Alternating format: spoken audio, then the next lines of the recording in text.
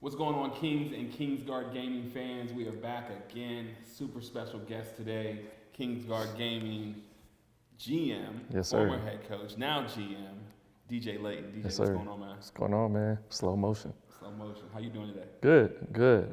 Appreciate you having me. I appreciate you being here, man. We'll dive right in. Just start off by telling us and the fans a little bit about your journey to this point and how you got started in esports. So it's kind of not a crazy story. I think I kind of came up like a normal route, if there is one in esports. I feel like most esports stories aren't really normal. Like everyone's had their own path, obviously, but mine really stemmed from like the traditional way of basketball. 2K has been a part of my life since I was, however old the first one came out. I don't even know. It was like 20 plus years ago. So that whenever that first game, like I was in love with basketball, so of course I'm gonna gravitate towards a basketball video game. So literally my whole life from young to now has been basketball and 2K video game. And it's been those two things has got me to where I am right now. And basically the short story is, coming up, playing that game, fell in love with it instantly, and having the love of basketball as well. When the 2K League was announced, like it's an easy mindset to go like, I want to be a part of this. It's got two of my favorite things in one. Yeah. So I made sure, I'm pretty heavy on like manifestation and like speaking things and putting things into putting things into fruition, and I basically just went after it. I sent a million cold emails, LinkedIn messages, DMs on IG and Twitter to multiple teams. The Sacramento Kings got back to me 5 years ago, maybe pushing 6 now. I think like about 5 years ago, and here we are now. So. And how's your experience been in Sacramento over these last 5 or 6 years? It's been great. Being on the West Coast for the first time, I always, like, as a kid, I was born in New Jersey, so my whole family has, like, the East Coast kind of background. Yeah. But I lived in Texas, so I've had the South, kind of thing that I've grew up on. And so I always wondered, like, what the West Coast was like. Right. So I'm blessed to say I've been able to experience kind of, like, all three. Nice. And the West Coast, I mean, by far, from weather to even like the time zone. Like I love being like kind of behind everybody, the late NBA games start at 7 instead of 10. My dad texted me, he's like, hey man, I wasn't able to watch the Kings game last night. I had to go to sleep. So there's a few benefits, but Sacramento has been great so far. Nice, yeah. I mean, even in that same vein, like the NFL games, like kick off at 10 a.m. Oh man, you wake up, make some breakfast, and you straight to the games. Right, exactly. Yeah. Exactly. That's great. Sure. And then, so you're coaching now, but this isn't your first foray into coaching. You coached previously. Talk to us about what sparked your love of coaching. Yeah, honestly, just being around the game. So I feel like when I did play in high school and college, I kind of had that coaching style to me when I played the game. Like I was always I don't compare my game to Rondo, but I can compare like the mindset to him. Like I felt like I was always trying to direct people and always like, hey, I'm looking at this. If you cut here, if he's not open, I'm cut back out. I'm gonna hit you there, and then I'm gonna cut. Like always, like trying to put my my touch on the game, even if I'm not like the main scorer or the main ball handler. Just trying to be involved some way somehow. So I kind of had that kind of approach to it. So I knew whenever I stopped playing in college and high school and all that stuff that I wanted to still be involved in the game, and that was the only way I knew how. Was coaching. So I really tried to put all my effort and everything into that. And, I dabbled in it with real life basketball, varsity coach, AAU coaching, all that stuff. I felt like I was getting somewhere, and then obviously jumped into the 2K side of things as well. So yeah. Let's dive a little bit deeper into that. Like, can you walk us through some of the destinations that you had as a coach and some of the things that you've learned along the way? Yeah, I was really in the trenches. Yeah. Like, and that's how much I loved it. Like, I went from coaching, like there was moments where I was coaching 4-year-olds and 5-year-olds. Wow. It was called mini dribbler camp. Yeah. And you got a kid now, you understand, like I know he's not of age yet, but dealing with 3, 4, 5-year-olds in a gym with basketballs.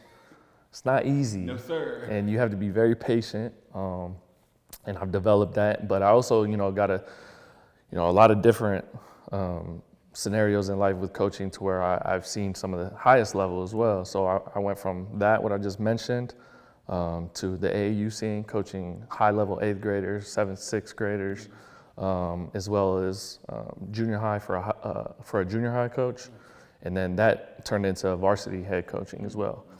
Also on top of that, I also spent it was like 2 weeks, I think, in LA with Drew Hanlen, which is kind of looked at as one of the best NBA trainers in the world. Like he's got KD, Tatum, all these guys. I spent 2 weeks with him in LA and kind of was like an intern in a way. Got to work every workout, rebound. I helped, train Kelly Oubre, Seth Curry, Solomon Hill, Myers Leonard, all these guys, and Jordan Clarkson.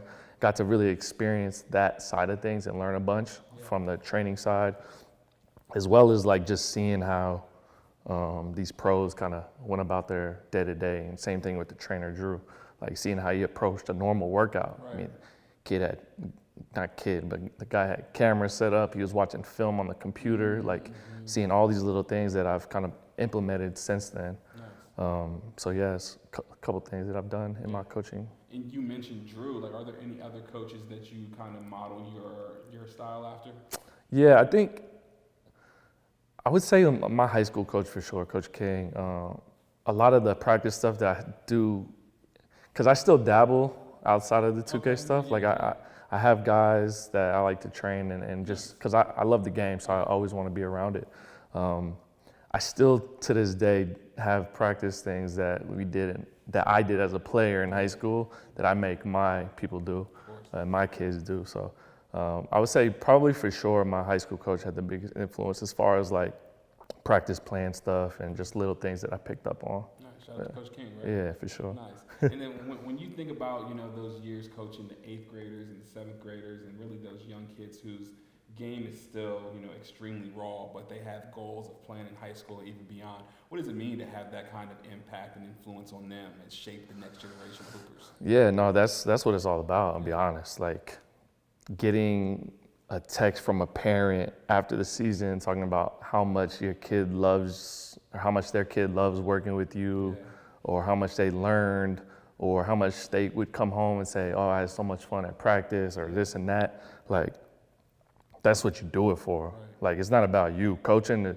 one thing about coaching, GM, anything in a team role when you're not the player, it's not about you. Right. It's about your players, it's about your team, it's about your organization.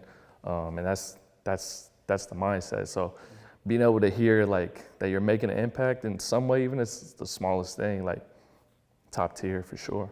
Huge. Yeah. So you went from aspiring 2K League player to a coach to now GM. What has that transition been like for you?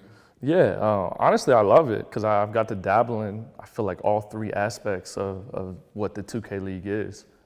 Playing growing up, obviously, competitively, into coaching, and then obviously now doing the GM thing strictly. You've got to see all three levels from playing, coaching, GM. So I think just from an experience standpoint, like that's been great for me, for my career, being put in different roles, learning from different people, all that stuff. So yeah, it's been super dope. Nice. And most people who don't follow the 2K League, you probably wouldn't even assume that there's a GM for this team. So like what are some of the challenges that come with being the GM of a 2K League team? It's a hard job. Yeah. It's extremely tough because you build relationships with players. Mm-hmm. You see on the day-to-day how much certain players and coaches and all the work that's being put in, and sometimes you have to make decisions that are best for your organization.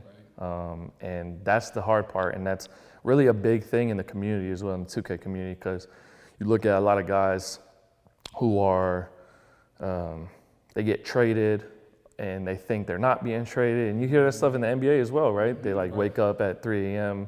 to their agent saying they got traded, but 2 hours later, their GM, coach, whoever said, no, you're safe, right? So that's the extremely hard part of this job, is like balancing the business but also like the relationship part of it. And I think from my learning so far is just be as upfront as possible with your players. And sometimes it's a hard truth, but that's the only way you should go about it. Like, I can't sit there and lie to somebody. I can say like, hey, you know, there's a possibility this could happen. There's a possibility it can't. So I think that's the main thing, or the hardest thing so far of the job. So nice. You know, I'm fortunate enough to work in an office with you yeah. and Coach Lavelle, so I get to see a little bit of the grind that you guys are on. But you know, for those that don't know, can you just walk us through what your normal day-to-day looks like as as Kingsguard Gaming GM? Yeah, so it changes with season, and well, obviously it's my first time doing straight GM work, so I don't know what the season's going to look like yet. But the off season has definitely been fun and challenging in its own ways. You know, day to day, obviously we're scouting every night.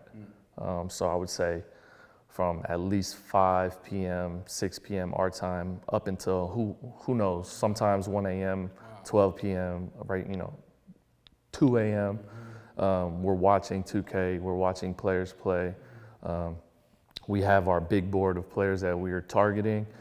We make sure that, you know, we're watching as much as them as possible. As well, on top of all that, we're watching our own players to see where they're growing, to see if to make sure they're staying on top of their player training regimen and make sure they're attacking the things that we want them to get better at. And then during the day, it's all office work. You know, I'm on calls with other GMs. I'm exchanging emails, texts with other GMs, seeing how we can make our team better. And as well as, you know, just doing all off-season stuff, creating documents for our uppers as well, making sure everybody else is in the loop and knows what's going on with KGG. So it's a full schedule lately. Yeah, it's a full schedule. 12-hour days. Yeah, for sure. So you mentioned the scouting. Like, what does that look like? Like, how do you go about finding the talent that you want to scout, and then how do you go about actually scouting? Yeah, it really, I mean, the best way for us to do it is through Twitch, which is a streaming platform. Like I said, the 2K community is heavily on Twitter, or X now, I guess. Right, yeah. So that's how we kind of keep in tune with who's playing when, who's playing with who, what time they're playing, where can we watch it. So a lot of it is getting our information from that social platform, and then, you know, making a note of it, contacting Vel, be like, hey, we're gonna watch this guy at 8 p.m. tonight play against this guy. So a lot of that is kind of, I mean, similar to NBA, right? Like, you have scouts go out to a college game and watching two prospects play. It's the same way, just for us, it's virtual. Yeah. So we get to do it from the couch or from a chair at home or in the office and do it that way. So, nice. Yeah. So as a GM, like, what type of attributes do you value in a player? I mean, for me, obviously you want guys who are good at the game. And now that we're at this level of competition, everybody's going to be good at the game. For me, it's like, all right, what makes you different? And for me, it's the work ethic, somebody that cares about what they do, comes into work excited and ready to put in a 6-hour, 8-hour day on the game. But on top of that, it's just like being a good person, caring, like I said, caring about what you do, being a good teammate, because those things translate. And you got to have, obviously, being good on the stick, but is it more important to be a better person, in my opinion. And I think if you have a good group of 5 guys who can all care about what they do, love what they do, and be good teammates, then that stuff carries over. So when you're in a spot to where you're struggling or you're having a bad game, you got 5 positive guys around you, 4 positive guys around you that are saying, nah, like, next play mentality, you know, we'll be fine, we'll figure it out, next play, whatever. So that's kind of the stuff we're looking at right now. And did those attributes change at all when you became GM? Like, are there certain attributes that you're looking for now as opposed to when you were the coach? Honestly, it hasn't changed much for me. Yeah. And, you know, I have conversations with Coach Cole as well about, because you know, as a GM, my job is to put together the best team possible for him. Right. But also I need to know what he looks for in his players, so that we can all it all just meshes together well. So a lot of conversations with him of like what kind of players he likes as well to have. So I would say, you know, honestly though, it hasn't changed much so far in my experience. It could, but as of right now, I think, you know, me and Coach Cole are on the same page, and then from my experience as a coach, it's pretty much the same kind of stuff. So. Gotcha. Okay, cool. So the team currently holds, I think, 3 picks in this upcoming draft. Correct. What type of player are you going to be looking to add, or the players are you going to be looking to add to this roster? Yeah, so I mean, the biggest thing for us is the offseason is finding a point guard. A point guard is the most important position in the 2K League. You look at all the top teams, most MVPs. They all are guards. Our most recent MVP is point guard. The teams that are winning championships every year have a great point guard. So that's the focus. We currently only have 2 players rostered, so we got a lot of work to do this offseason. But yeah, the primary focus right now is putting together the best backcourt possible. So. Nice. And you mentioned having 2 players rostered. The team retained Carey and Bray. What can you tell us about them as players and people? Yeah, no, Bray and Carey, love them. Obviously, they earned their retainment this year.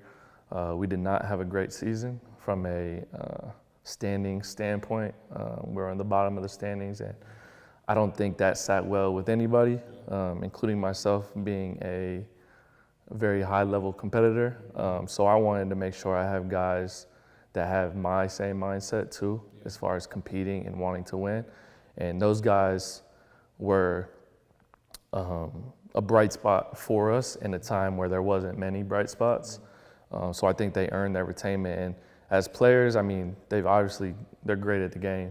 They do a lot of things well. They obviously have room for improvement, but Bray, being put on a spot to where he had to play multiple positions, we got the most out of him. He played some center, he played some lock, he played some guard for us.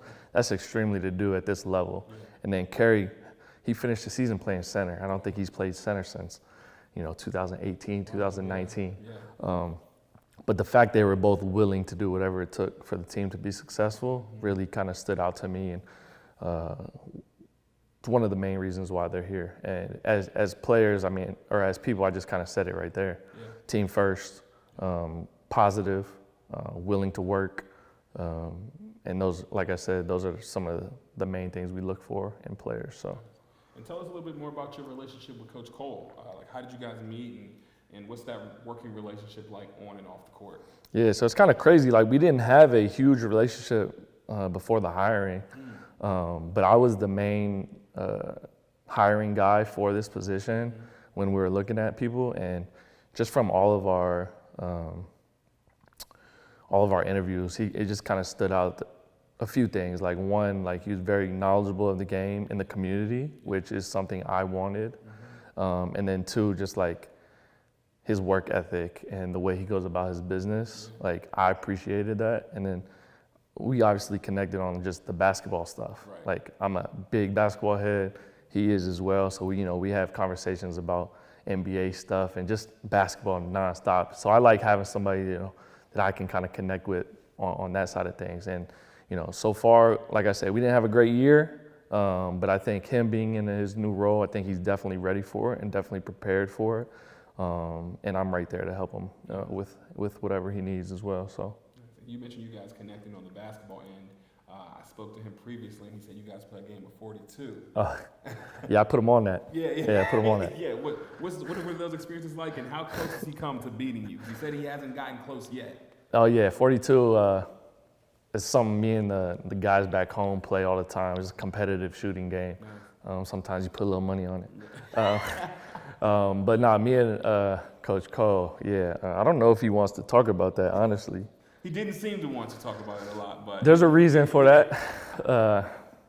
Let's just say he might have me in 2K shooting, but in the gym, real life, he's not there yet. That's fair. Hey, man, we're going to get to that point. He's not there yet. Nice. And what advice did you give him, or what advice would you give him as he embarks on, his first full-time season as a head coach for Kingsguard Gaming? I think the biggest thing is just preparation, right? It's just to always be prepared and be ready for whatever is thrown at you. I think there's like a silver lining, or like a a positive that we can take from the season that we went through last year. Yeah. It's like it doesn't really get much worse than that, from a winning and losing situation to what we had to go through with lineups, trying to, move our point guard to shooting guard, our shooting guard to point guard, our point guard to power forward, our power forward to center, our center to lock. Like, we literally tried everything. And the fact that, him as an assistant coach at the time handled that with, poise. He handled it with perfection, honestly, being a guy who was there for the players, had a lot of feedback for the players, gave a lot of great insight on what they needed to work on. And most of the times the players were like, oh, I didn't see that, or I didn't realize that. And that, just goes with his preparation and knowing the game and stuff like that. So I think with that being said, like, he's definitely going to be ready for next year, being full-time head coach. Yeah. But yeah, the biggest thing is just make sure you're prepared so you're ready for whatever. Nice. And in your opinion, outside of like a team organized practice, how much time do you think the players should be spending on the sticks in their own time? Off season, in season, doesn't matter. Doesn't matter. I don't know, because I go back to when I played and I was not doing it professionally, and there was some times where I was playing the game for 6 to 8 hours. Wow. And that's just playing ranked runs, just pro-am. So I think it's very reasonable to be on the game 4 to 8 hours a day. Like, you think about one game is about 30 minutes. Right. And if you're a professional and this is your craft, I don't see a reason. Obviously, everybody has obligations, and if you have a job or whatever. But I think there's still a way to make it work to where you can be on the game at least 4 to 6 hours a day and get at least 5, 6 pro-am games in with your guys or your teammates or whatever. So. Because there are non-professionals that can carve out 4 hours. yeah, with ease. Yeah, absolutely. Now, this 4 hours, like I said, one game is 30 minutes. Right. So, I mean, what's that? 6, 8 games? Exactly, yeah, that's, especially if you're having fun doing it. It's a video game. Yeah, it's a video game. Right? It's a video game. So it's like you're having fun doing it. You're in the party chat, talking. So yeah, I think it's reasonable. Nice. Yeah. So what advice would you give to someone that either aspires to play or coach professionally one day? I don't know. Biggest thing for me, for what I went through, is just go after it, right? Like, if you have a goal, if you have a dream, just go get it, whatever it takes. Because that's what I did. I didn't even think this was possible. Right. A year before getting the job here, I didn't think it wasn't even a thing. But I knew I wanted it. I knew I'd do whatever to get to that level, and that's what I did. Like I said, I sent emails, calls, all kinds of things. And I put in the work to be prepared if I was presented an opportunity. I had pages on pages of what I would do with this player. Who would I draft if I was in this position? Where do I see this player going next year? Where do I see the whatever? I had every answer covered for if I was given an interview opportunity. And there was about 6 teams that needed a coach at the time. And I had 3 or 4 pages per each team. Wow. To where if a situation came up, I was ready. So that's my biggest advice. Like, it's not going to work. Sometimes it might not be your time this year, this off season, but next year, a job might open, another job might open, and you need to just do whatever it takes to get that if you really want it. So. Stay ready so you don't have to get ready. Exactly. That's fast. So you've been in Sacramento for a few years now, and as we mentioned earlier, and you just spent your first full season in Sacramento. Yeah, time, right? I'm a resident now. Yeah, you're a resident now. Yeah. So you got to know it relatively well. So what are some of your favorite things to do, or what are some of your favorite things about living in Sacramento? Yeah, so I will say I am pretty low key, but obviously the weather and all that stuff is great, and a new thing that I'd never even experienced because Texas don't really have it, or at least in Houston. I'm sure there's parts of Texas, but hiking and being outside. I'm outside all the time. I'm taking walks. I'm going hiking when I have a chance to. The views on the coast and in the Bay Area are crazy. So any opportunity I have to do things like that, I'm taking it up. And then honestly, just everything else is just pretty chill for me. Gym, work, food spots, trying to find new food spots. I'm still struggling with that and trying to find some good stuff, but it's still fun trying new things, and sometimes you come up on something good. So yeah. What are some of your favorite food spots so far? So I give credit to my players. Last year, they put me onto a spot called Kiki's Chicken. Okay, yeah. It's downtown. They haven't missed yet. Yeah. They haven't missed yet. I haven't tried Kiki's. So I've had the wings, I've had the tenders. It's like a fried chicken spot. You can get it buffalo, barbecue, all kinds of sauces. Yeah, I've probably had it like, 5 to 10 times since the season, and it hasn't missed yet. So great service too. Producer Trey, have you had Kiki's? Say that one more time. Have you had Kiki's? Is that right? Yeah, it's a chicken spot. Nah. Oh man, y'all sleep. It's not far. It's like just down J Street, I think. Yeah, exactly, right? That might have to be the next team lunch. It's fire, and it's like not expensive or anything. It's a pretty solid spot. So Check that out. And then you mentioned that you spent a lot of time growing up in Houston. Yeah. De'Aaron Fox played his high school ball there. Do you remember hearing his name? Oh yeah, for sure. You know what's crazy? I deleted Snapchat a few years ago, but I had Snapchats on my phone playing at the gym with Fox. Oh, for real? With I think it was his. This was Fro Fox. Okay, yeah. So I think it was his sophomore year. I know he pulled up to the gym in a Lambo or something crazy. Yeah. And he was I have clips of him like dunking and doing all that stuff. We was playing against him and stuff like that. So definitely a Houston legend for sure. Yeah. My sister teaches in the Cy Springs area. I know he went to Cy Lakes. Yep. And she always speaks about like every time they play in their gym, it's just like, it's the home of D Fox. Yeah, right, exactly, yeah. So seeing a dude come out of the Houston, Cypress area is super dope. And then me being in the same org as him, is also a cool little thing for me. So I mean, it's like he just got his jersey retired this past weekend. Yup. It seemed to be a pretty big event, so he has a lot of love back home. For sure. So you're also a former collegiate athlete. Yeah. Tell us about Delta Hooper, man. What does his game look like? Because earlier you said that you wouldn't say that you modeled your game off of Rondo, but just your mentality. So who would you model your game after? Yeah, that's such a crazy question for me because I was the biggest Kobe fan. Okay, yeah. And I really tried to implement stuff that he had, but nobody can replicate that. Yeah, exactly. There's one move that I took from him is the little post move, little up and under, fake him baseline, pump fake. Okay. Finish with the layup. Yeah. But I don't know. I've got like Paul Pierce comparisons. Nice. Yeah. I've always been kind of slow with my game and kind of like methodical because I didn't have the speed.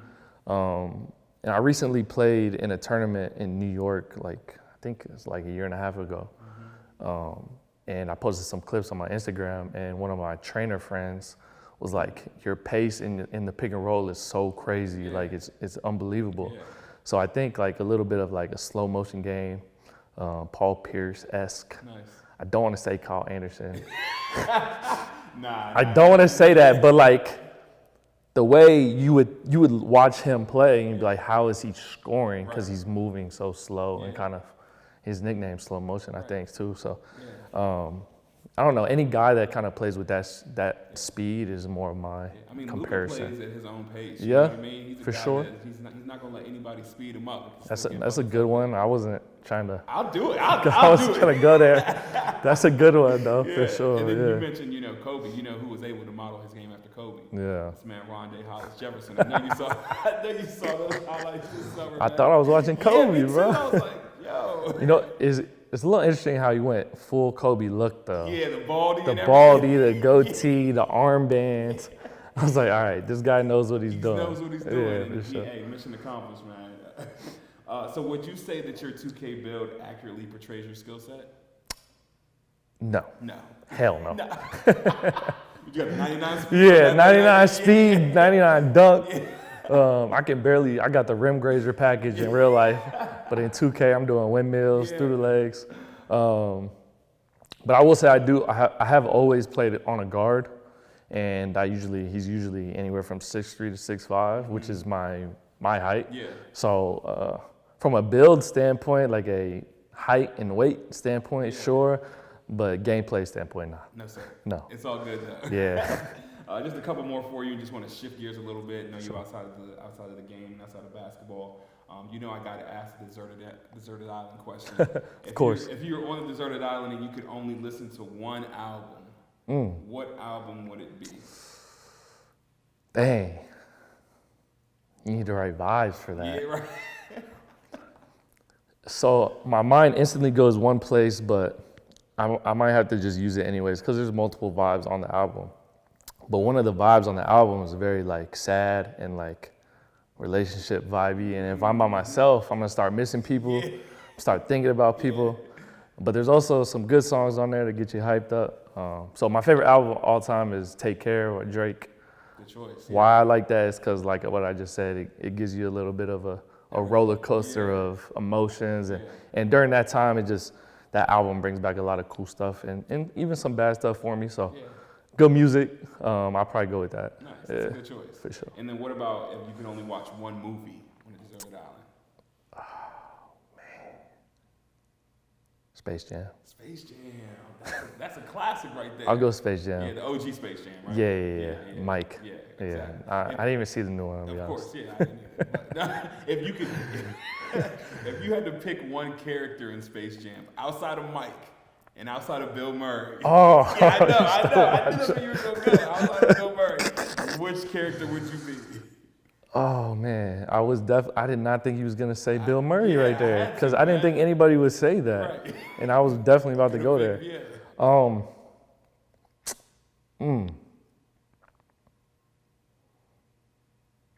That's tough. I think you just gotta go Bugs though. You gotta go Bugs. But you know what I'm gonna pick? I'm going with Lola. That's crazy because I was gonna say that. I'm going with Lola because the handles were crazy. Oh no, she was cold. Yeah, it's just nice. Yeah. That was like a LeBron, Wade, and Bosh. Like she's like the third. Yeah, she was it. Yeah. for sure. Cool, I'm glad we can agree. If you had to rank, or not even rank, but just give me your 5 favorite video games of all time. Oof. It's 2K or anything or what? Yeah. Man. All right, got a couple throwbacks. Crash Bandicoot is one. Classic. GTA. Classic. Which GTA? The original one or? So San Andreas Okay, yeah. was probably my favorite. But the one before San Andreas was also top tier. Vice City. Yeah, Vice City was nice. That was elite. Yeah. But any GTA series, there's 2. 2K obviously is in there. Call of Duty's in there. Nice. For me though, it's Warzone more than the multiplayer stuff. And then last, I got that. NFL 2K. Y'all sleep on the 2K series for the NFL. It was Chris, so good, bro, man. whenever you hear Chris Berman on the highlights, Crazy. undefeated. It had the best like interstitials, the Yes. best like pre-game stuff, the in-game. It felt like I was like Absolutely. real, like it was real life. Yeah, they had the great creative player. Like you had your own little like lounge area and apartment joint that you would come home to. Yeah. Man, 2K. It was ahead of its time, for sure. Absolutely, For sure. man. Man, so last question for you. Just a parting message for the fans on what they should expect from the team this season. Yeah, I think for us, I mean, we're putting in a lot of work this offseason from bottom up. I don't want to say it's different around here, but it is different around here. And I think you can see that with some of the position change with me being the full-time GM, making Lavelle the full-time head coach, having more guys, invested and bought into KGG. That we're really trying to turn things around, and nobody's happy with how last season went, like just being straight up, right? So we want to avoid that moving forward, and the biggest thing for us is we're putting all of our effort into having a successful season. And even deeper than that, making KGG a brand and having people know what KGG is. So that's something to look forward to, for sure. Yeah. Awesome. Love that. I'm sure the fans are going to love it. More importantly, I appreciate you spending the time to talk to us For today. sure. Really enjoyed getting to know you and your background, and wishing you much success this season. Yes, sir. Appreciate you. Thank you, sir. All right, man. For Coach DJ, I'm JB. Sorry, for GM. Now GM DJ. Yes, sir. I'm JB, signing off. Go Kings.